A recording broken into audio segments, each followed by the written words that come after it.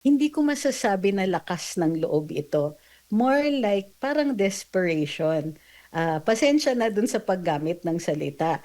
Ngunit, ang nakikita kasi natin, itong 2006 ang huli nilang pagkakataon na tanggalin ang ating vice-presidente pag masyado nang malapit sa 2028 at napakalakas pa rin kandidato ni VP Inday, medyo magdududa na kung tutulong ang ilang mga politiko natin. Magiging kiss of death para sa kanilang mga karir. Ngunit dito, ang masasabi natin, wala namang kasing mawawala sa kanila. Manalo o matalo sa kaso, makakagamit sila ng plataporma ngayon para sa kanilang retorika na alam natin ay tungo dun sa eleksyon sa 2028. So basically, kung hindi man sila manalo, may pagkakataon silang magsalita ng magsalita at magkakaroon sila ng maraming mga interview sa media.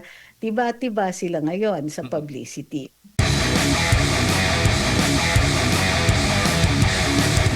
Panibagong balita naman o panibagong kaso o isa lang pa nga nitong grupo ni Antonio Trillanes.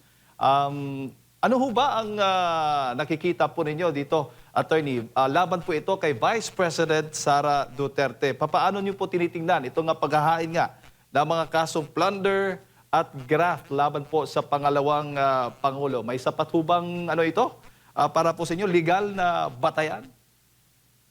Sa ngayon kasi, I understand, magkakaroon yan ng legal issue at maaaring Korte Suprema ang magde-decide nito.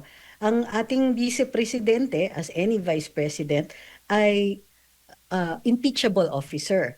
Normally, kapag impeachable officer ka, hindi ka muna pwede hainan ng kriminal na kaso or kahit anong kaso dahil ang implication niyan ay may immunity ka. Hindi ka matatanggal unless by impeachment. So kung ang issue o ang pinupuntirya dito sa paghain ng mga kriminal na kaso ay para matanggal siya sa kanyang pwesto o kaya hindi niya magampanan ang kanyang duties bilang vice-presidente, primary dyan ay maging handa para kapag wala ng kapasidad o may incompetence ang Pangulo na madispensahan ang kanyang mga duties and obligations, magampanan ang kanyang duties and obligations, then siya po ang mag-take over. Mm. So, ang issue dyan is maaari bang hainan siya kaagad ng kriminal na reklamo kung hindi pa siya nai-impeach. Normally yan, kapag nag-succeed ang impeachment, vulnerable na siya dahil tanggal na siya sa pwesto, vulnerable na siya doon sa pag-file ng kriminal na kaso. Hindi naman po matatawag, attorney, na may immunity siya, ano? Hindi walang nakalagay dahil kailangan yan explicit sa saligang batas.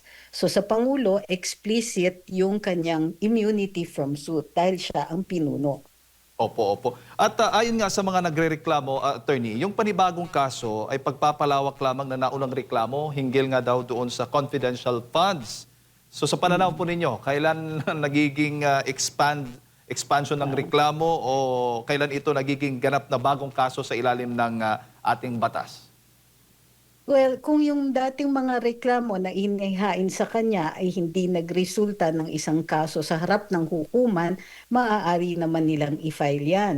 Ang problema sa kanila ay medyo premature yan. Kung ito ay ukol sa confidential funds, may pending na issue pa sa Commission on Audit. Bukod tanging Commission on Audit ang magsasabi kung ang isang paggagastos ay naaayon sa batas o naaayon sa budgetary item kung saan itinalaga nito. So kung wala pang report o hindi pagganap ang report ng COA, anong pagbabasihan nila ng kanilang reklamo? So muli, mukhang ito po ay isang pasiklab dahil ito nga po ang dahilan kung bakit hindi siya nahahainan pa ng kaso para dyan sa confidential funds. Na ang issue ay nasa COA pa rin at wala pang desisyon ito. Kung walang desisyon ang COA, may presumption of regularity or presumption na ito ay still nararapat. So hanggang magkaroon ng desisyon ang COA, itong mga ganitong klaseng reklamo ay premature. Opo, at kasama nga rin na doon sa mga reklamo, attorney, yung alleged irregularity daw ng 8 billion pesos na laptop procurement ng Department of Education at mga audit disallowances. Sa ganito bang mga issue, sapat na po ba na itong ang findings ng COA para maging basihan ng kasong kriminal? Hindi rin kasi kailangan may finding mismo ang COA na may malice, attended with malice ito.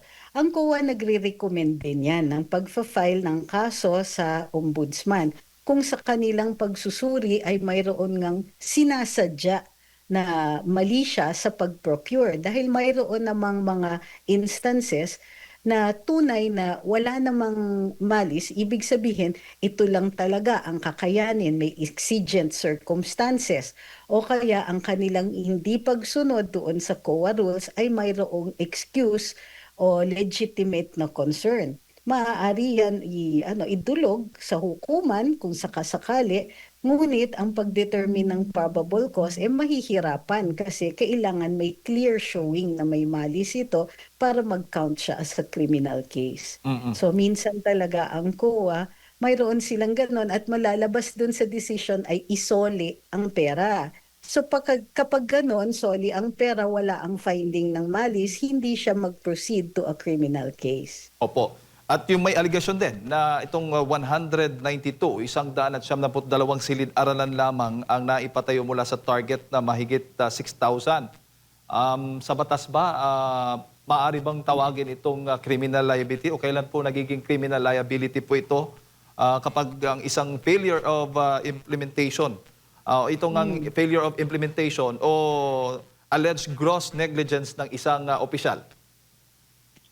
Hindi maaari kasi ang gross negligence, iyan po ay isang administratiba na kaso. Pwede naman kasuhan ang vice presidente ng ganun. Ang problema lang kasi ang paggagawa ng schoolhouses, kung hindi po ako nagkakamali, ay matagal nang sinabi ni VP Inday, hindi po ginagawa ng Department of Education, ginagawa po yan ng DPWH. So kung sila ang kinakasuhan, madidismiss po yan dahil hindi po sila ang tamang akusado sa kaso na ito. Ngayon, sabihin natin na ang DepEd ay ang nagtalaga. Dinedelegate pa rin yan sa DPWH at hindi natuloy o hindi ma-count yung number of school buildings or classrooms na ipagawa. Yung fault, kung hindi nila maituturo sa DPWH, lalong hindi maituturo dun sa mga taong walang control dun sa pagkagawa. So medyo malabo tong kaso na ito. Nako, bagsak pala yung mga issues na mga reklamo na nabanggit ko kanina, attorney, ito ang inireklamo nila. At meron pa, marami-rami po itong mga reklamo kanilang isinampalaban niya sa Vice Presidente. Binanggit din sa reklamo ang umano'y pagtanggap ng pera mula sa mga individual na iniuugnay sa illegal na droga. Ayan, attorney, sa ganito bang sensitibong alegasyon, papaano ho ba yan? Ano bang antas ng ebidensya na kinakailangan upang ito ay seryosohin ng ombudsman?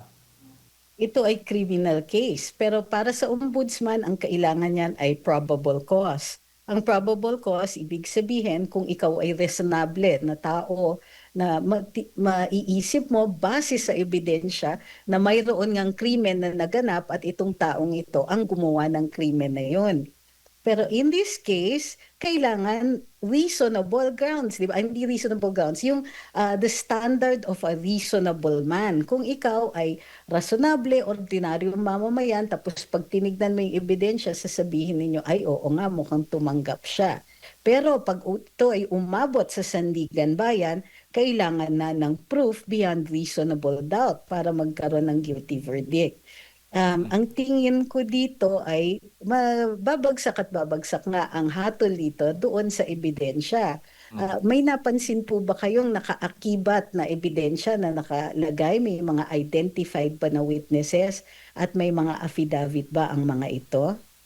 Kung wala, medyo baka ma-dismiss dyan pa lang sa sa ombudsman pa lang. Opo, attorney. At pagdating naman po doon sa issue ng betrayal of public trust, kasi ayon nga sa mga nagrereklamo, may betrayal of public trust, umano, si VP Sara, kabilang yung mga sinasabing pagbabanta niya laban kay Pangulong Marcos Jr. Sa ilalim ho ba ng ating konstitusyon, papaano ho ba sinusukat yung betrayal of public trust? Ang betrayal of public trust ay isang ground for impeachment. So medyo may problema yung reklamo kung doon sa ombudsman nila file ang betrayal of public trust. Tulad nga ng sinabi natin, sa Kongreso yan dapat inihahain. Ngayon, kung ito po ay kanilang gagawing basihan para sa impeachment, sui generis po kasi ang impeachment. So ang magdedetermine ng kasapatan ng ebidensya niyan ay yung Senate Impeachment Court. So until that happens, hindi natin alam. Ngunit ang difference is last year, di ba? Nag-attempt sila na isulong ang impeachment gamit ang House vote. Hindi na po mauulit yan dahil sa Korte Suprema nung inihain ni VP Sara, naglabas ng desisyon ito at sinasabing kailangan alinsunod sa due process requirements.